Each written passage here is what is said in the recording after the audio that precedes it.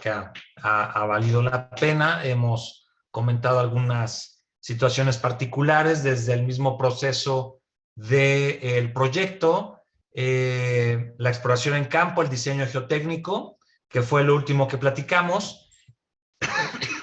Perdón. Y entonces, ¿qué sucede? Ya esta es a donde nos quedamos. ¿O qué pasó ya en la construcción? Ya se tenía el diseño geotécnico, ya se tenía la empresa que iba a construir las pilas, se habían definido, como ahí comentábamos, solo para enmarcar un poquito, el diseño geotécnico iba a constar de 3 zonas o dividir el predio en 3 zonas, la zona A con pilas a 13 metros de profundidad, la zona B, que es la de medio, a 14 metros de profundidad, 1 metro más profundo, y la zona C a 13.5 metros de profundidad. Comentábamos que, aunque la diferencia fuera de 50 centímetros, 1 metro, sí es a considerar por la cantidad de pilas que se hacen y también que el metro de excavación en roca y en suelo se cobra diferente, por supuesto. ¿Vale? Bien. Entonces, aquí está la zonificación de las pilas. En la extrema izquierda, la zona A con pilas a profundidades de 13 metros, la zona B con 14, la zona de medio y la zona C con 13.50.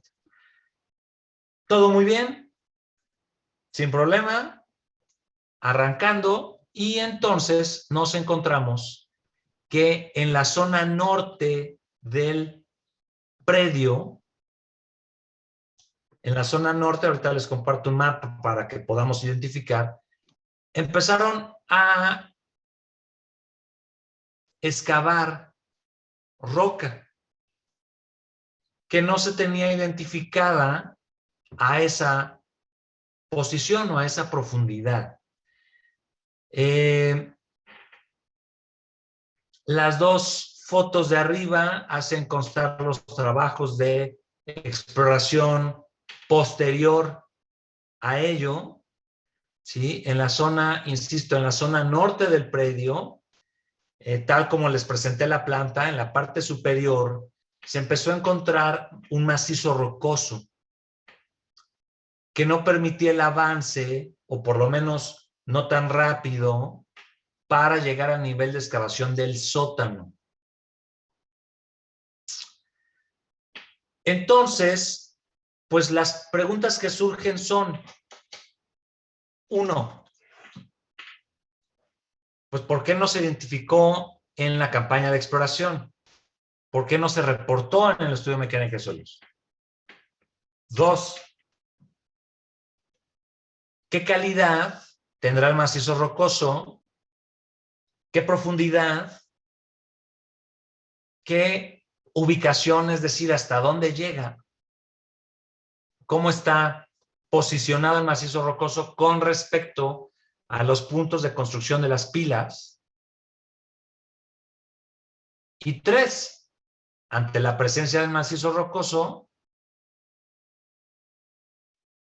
¿se modificará la cimentación o seguiremos perforando en roca 14 metros, 13.50, 13 metros, dependiendo del proyecto? Bueno, la zona. Las fotos de abajo ilustran muestras recuperadas del travertino en ese macizo rocoso aflorado que se fue descubriendo conforme a la excavación del sótano.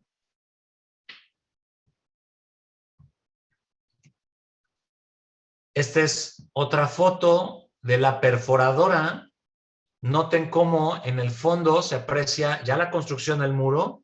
De hecho, el muro que observan hasta el último plano en la parte superior izquierda está aquí. La foto, la máquina de perforación, más o menos estaría por acá, en esta pared. Esta es la pared norte. Es la pared poniente, para que nos ubiquemos un poco. Entonces, con esta foto les quiero ilustrar que se estaba construyendo, la obra seguía. O sea, la obra no se detuvo. Ni siquiera aquí que se llega a apreciar que los equipos están parados. O sea, la obra continúa. Ahí están parados porque era muy temprano, ¿vale? Pero la obra continuaba en otras zonas, en otras tareas, pero la obra jamás se detuvo. ¿Qué involucra esto? Dijeron, pues está excelente, ¿no? Pues sí, para el calendario de obra. El detalle es que es muchísimo mayor presión trabajar en estas circunstancias. No es queja, sino sabemos que es así y se los comparto como tal, a donde necesitamos responder ya y tomar una solución. ¿Sí? Principalmente en esta serie de preguntas que les planteé, de lo último. Ok, bueno, ya, o sea, como sea, apareció de repente, por supuesto lo comentaremos, apareció de repente el macizo rocoso. El detalle es que involucra puntos para excavar la cimentación. Si imaginan hacer una pila a 14, 13 metros de profundidad en roca, carísimo y mucho tiempo. Entonces, son los dos factores que pues es importante que cuidemos, evaluemos. Tiempo y economía. Y en los dos ahí, sin oportunidad.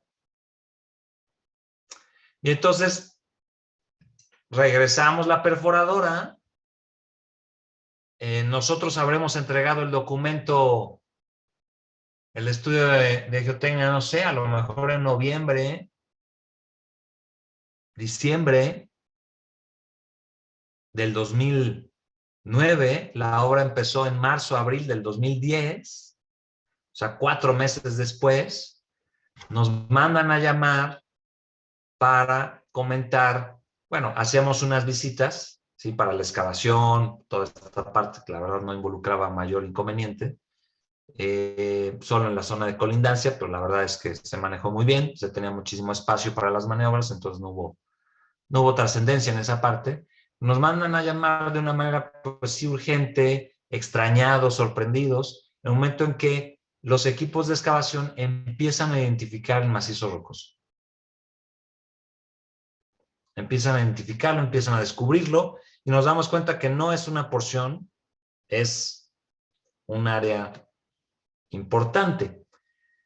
Por supuesto, reuniones con todo el mundo, ¿no? Y la decisión fue, pues primero, antes de decidir qué hacer con la cimentación, si se quedaba así, se modificaba, pues estarán de acuerdo que la primera pregunta que se presentaba era, ok, ¿qué profundidad tiene el macizo rocoso? ¿Será solo una intrusión o ya es continuo?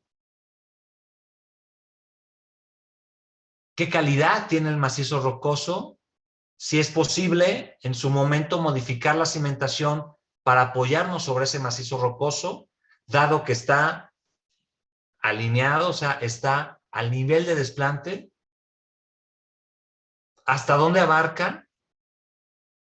Si estamos hablando que ese macizo rocoso, esa intrusión, empieza a tomar profundidad o no. O sea, muchas dudas en cuanto a la presencia del macizo, o sea, identificarlo, caracterizarlo, ubicarlo. Y entonces la propuesta, como ustedes pueden observar en estos dos perfiles que les comparto, habíamos hecho 3. La ampliación fue de 20 sondeos. 20 sondeos de penetración estándar, sin tomar en cuenta los 3 iniciales. 20. Sondeos cortos, a 7 metros es el de la derecha, a 9.37 es el de la izquierda. ¿Con qué objeto? ¿Qué criterio? Identificar el espesor del macizo rocoso. Verificar que tengamos un macizo rocoso continuo. Mientras más continuo, mejor. ¿Sí? Calidades, dense cuenta, están identificados con el ICR. Estoy de acuerdo en que no se llega a apreciar muy bien. Aquí, por ejemplo, 0%, 0%, 18%. ¿Alguien nos puede explicar, se acuerda que involucra que el ICR sea 0%? Aquí 37%, aquí mejor, 65%. ¿Alguien se acuerda de eso? El RQD, el índice de calidad de roca, por sus siglas en inglés, RQD, ICR, ¿no?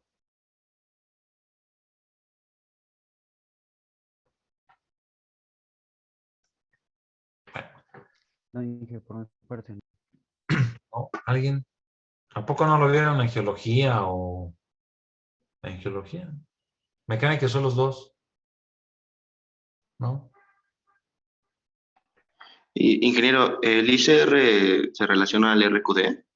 Sí, es lo mismo, nada más que el ICR está en español, índice de calidad de Ah, roca. disculpe, tengo entendido que el porcentaje es de acuerdo a qué tan competente es la roca. Si hablamos de un 0% es literal incompetente y un 100% se refiere a una roca de buena calidad. Ok, bien. Está en función, como bien comenta Osvaldo, gracias, a el tamaño de los fragmentos. Lo veremos cuando revisemos un poco cimentación sobre roca, para, en el caso, recordarlo, para quienes no lo hayan visto, por supuesto, conocerlo, es la intención. Y es que es una medida, sí es cualitativa, tiene, por supuesto, muchos asegúnes, pero lo que sí es verdad es que nos da una idea de qué calidad es el macizo rocoso en función de qué tan fracturado está o no la roca en campo. A un macizo rocoso mayormente fracturado, el RQD o el índice de calidad de roca será menor.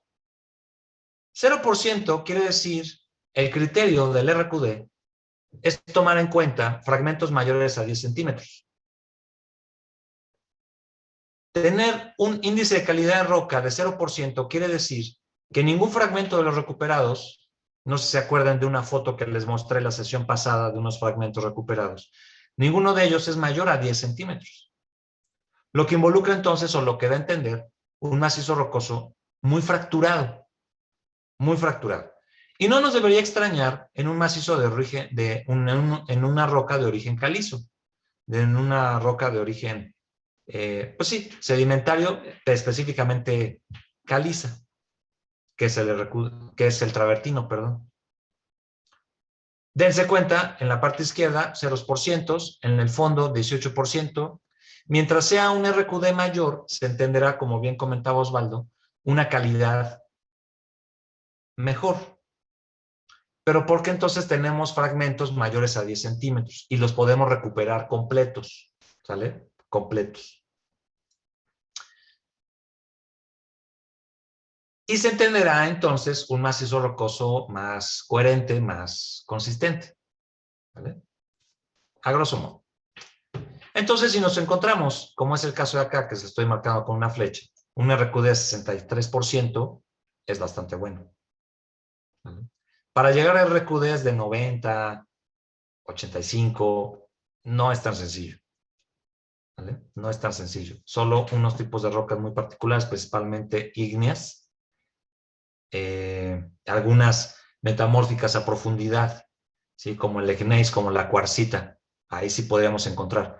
En el caso de ígneas, como el granito, como el basalto, ¿sí? Bueno, bien. Entonces, regresando al punto, pues a perforar. Y rapidito, porque la obra sigue avanzando, ¿eh? O sea, rapidito, la obra sigue avanzando. Adoptamos el criterio de identificar 3 metros de espesor de roca. ¿Por qué 3 metros de espesor de roca? Porque son las recomendaciones que se plantean principalmente en macizo rocoso para poder llegar a desplantar un edificio, una estructura. Por supuesto, depende de la estructura, las descargas, la profundidad, la ubicación, pero ya garantizar cierta estabilidad y el tema de capacidad de carga. ¿Vale? Entonces, la intención era buscar 3 metros continuos de roca, hasta cierta profundidad también.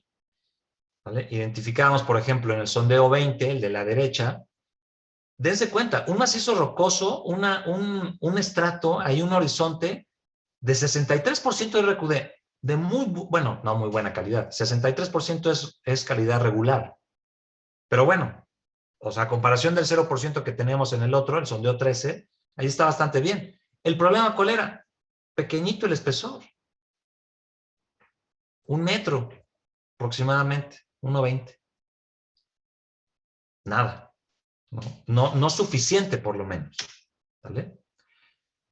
Y después de esos 20 sondeos de penetración estándar cortos, 5 metros, 8 metros, 9 metros, el rango entre 5 y 10 metros, se pudo identificar, se pudo mapear el macizo rocoso. Porque en la zona norte, ahí ya lo observamos, en la parte de arriba, no fue la única área a donde empezó a aflorar el macizo rocoso, sino también había ahí una intrusión casi en medio del predio. Dijimos, bueno, ¿qué pasa, no?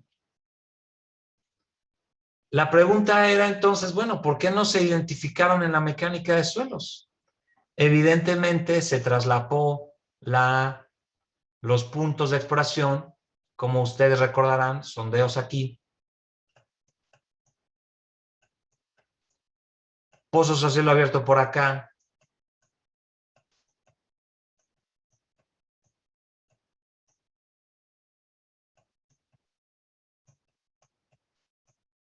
y así fue. Y todos estamos muy felices. ¿Qué sucedió?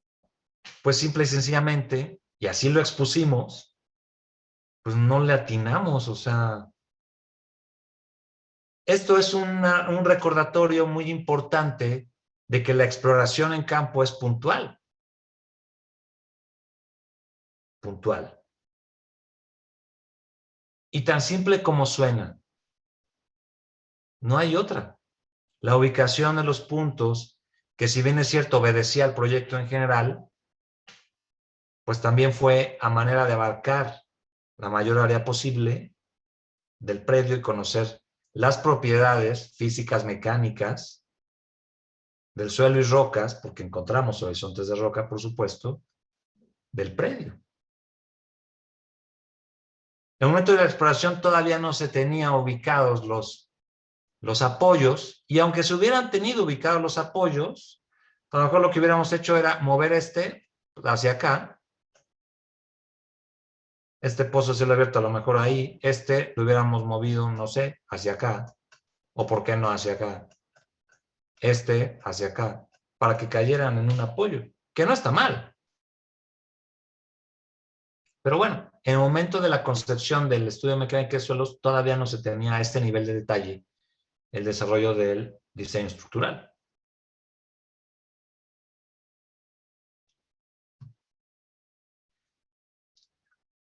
Sí, por supuesto, hubo que justificar el por qué en la mecánica de suelos no se identificaron estos macizos. ¿Sí? Ahí se tuvo que recurrir a algunos manuales, se tuvieron que recurrir a algunos criterios de cómo ubicar los puntos de exploración. Digamos que para cumplir la justificación de los gastos extraordinarios que implicaba esto, porque debemos de recordar que estamos hablando de una obra pública, del recurso económico tripartito que ya se imaginarán, ¿vale? No es nada sencillo administrativamente hablando. Entonces, la verdad es que se hizo un buen equipo de trabajo entre todos los actores. Entonces, pues sí nos dijeron, oigan, échenos la mano a generar un documento que justifique el por qué en la mecánica de suelos no se identificaron estos macizos rocosos a nivel de proyecto del sótano. Entonces, bien, o sea, realizamos ahí el documento. La verdad es que fue suficiente para justificarlo. Digamos que ya habíamos zanjado la primera etapa, el hecho de, ok, a ver, ¿qué pasó? Luego pasaríamos a lo realmente importante, porque al final, como dijera José, ya lo pasado, pasado, ok, ni hablar, ahora qué sigue. Y entonces, digo, la verdad es que sí, ahorita se los comparto ya pues mucho más tranquilo, ya pasó mucho tiempo.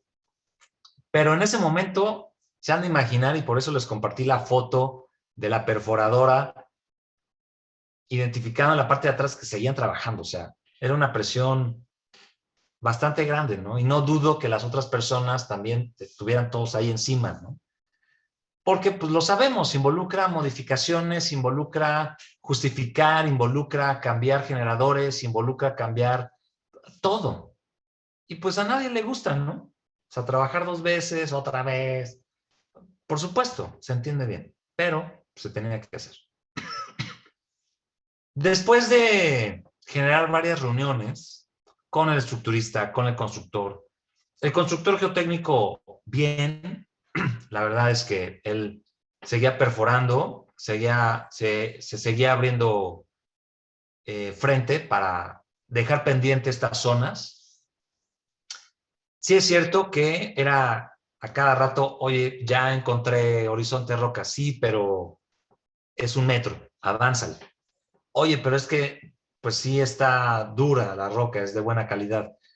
Ahí vamos a detener la perforación, eran 7 metros de profundidad. No, es un horizonte roca, avánzale.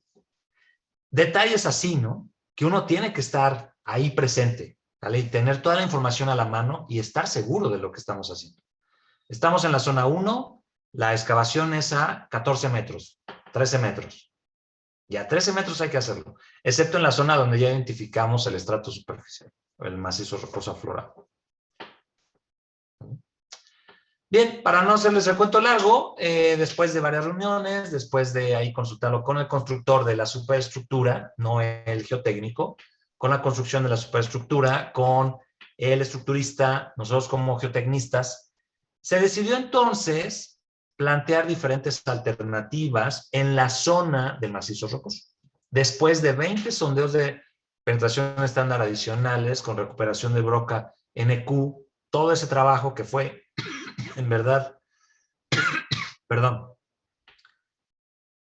exhaustivo para tratar de identificar en dónde, ¿no? Acá la imagen que yo les presento ya está muy bien identificado, ya está muy bien delimitado, ¿no? Pero sí quiero que identifiquen, por favor, que para esto, pues tuvimos que hacer sondeo acá, identificar que aquí ya no había macizo rocoso, por eso el límite está ahí.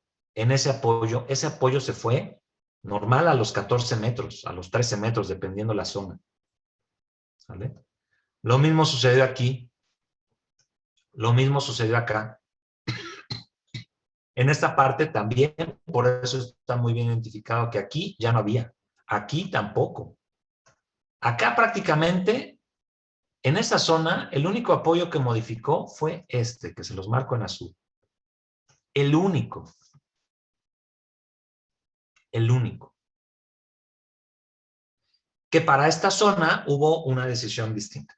Entonces, ustedes ubicarán, acá está la simbología, no sé si la lleguen a observar, los cuadros sin relleno,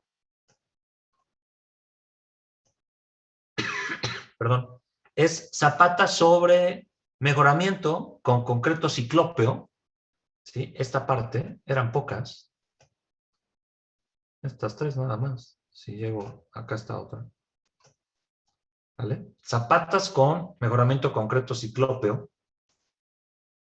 De ahí, las otras más, que son la mayoría, marco en verde, que es el cuadrado con relleno, ¿sí? Iluminado con negro. Zapata sobre roca. ¿Qué? Zapata sobre roca.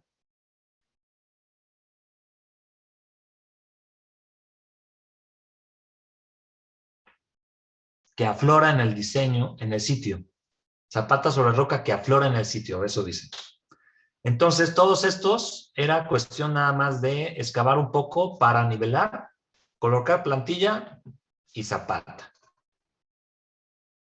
¿Vale? Y las otras que están en circulito, aquí, a pesar de que es el macizo rocoso, que marco en rojo, Aquí ya se los convierto en rojo, perdón. La indicación original. Pila. A la profundidad indicada en la estudio mecánica de suelos original. ¿Vale? ¿Con base en qué se decidió de esa manera? Con base en espesores, con base en calidades de la roca, principalmente. Espesor y calidad. En el caso de lo que estoy marcando en rojo, ubicado en el macizo rocoso, el espesor no era tan grande, la calidad no era tan buena, entonces bastaba con atravesar ese pequeño estrato para plantear la pila original. Ese fue el criterio. ¿Vale? En las otras, estamos hablando en las verdes, sí un estrato de roca de mejor calidad, de mayor espesor. Y entonces las pilas ahí se convirtieron en zapatas. ¿Vale? Comentarios. Ingeniero, en el caso de donde hicieron la corrección a zapatas, ¿a qué profundidad encontraron esos macizos? También para considerar. ¿Superficial? Sí, superficial, o sea, estaba ahí. Ah, Nada caray. más excavaban tantito para ganarle espacio al perarte de la losa y ahí construían la zapata, o sea, ahí, ¿no? Y tampoco le podían excavar más porque entonces el espesor se reducía. ¿Están de acuerdo? O sea, a lo mejor, digo, no recuerdo muy bien los datos precisos, pero, por ejemplo, aquí en esta, ¿no? Entonces, resulta que el espesor era de 280 metros, la roca, con un buen índice de calidad, 280. Entonces, la recomendación es, o la indicación fue excavar para nivelar 10 centímetros, no más, porque entonces esos 280 me los conviertes en 270. Y si excavamos más para empotrar más la cimentación, esos 270 me los conviertes en 2 metros. No, lo que necesitamos es espesor de roca. Entonces, ahí, sí hay unas losas que el desarrollo del dado ya era prácticamente el dado y entonces la losa de la zapata. O sea, poquito, la verdad fue un trabajo ahí muy interesante. La adaptación desde el punto de vista estructural también, ¿sí? Convertir lo que eran las pilas a zapatas en el armado no era tan sencillo, pero bueno, se logró. Y acá lo importante también, ojo, por cuestiones de rigidez, cálculo de asentamiento, toda esa parte que conocemos, y no faltar a la máxima, no apoyar cimentaciones en suelos diferentes, todo está apoyado en roca. Esa es la primicia. Todo está apoyado en roca, nada en suelo, todo en roca. Que la roca en la zona norte esté a 10 centímetros y que en los demás esté a 14 metros de profundidad, 13 metros, bueno, eso ya es otra cosa. Pero todo en roca, de la misma calidad. Bueno, mejor dicho, el mismo tipo de roca.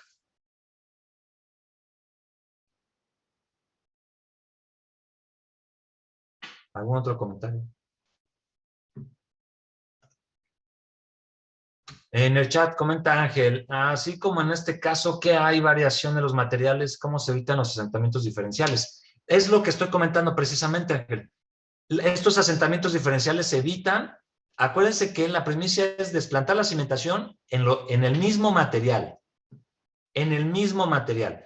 Porque si esas zapatas las hubiéramos desplantado en suelo y las demás pilas en roca, ahorita ya estaría agrietado el mercado, la estructura.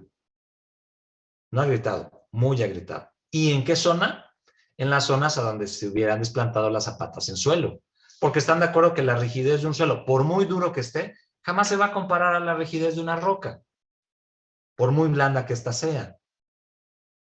Entonces, acuérdense que la premisa en este tema de asentamiento, de controlar los asentamientos, es desplantar la cimentación en el mismo material, con las mismas características.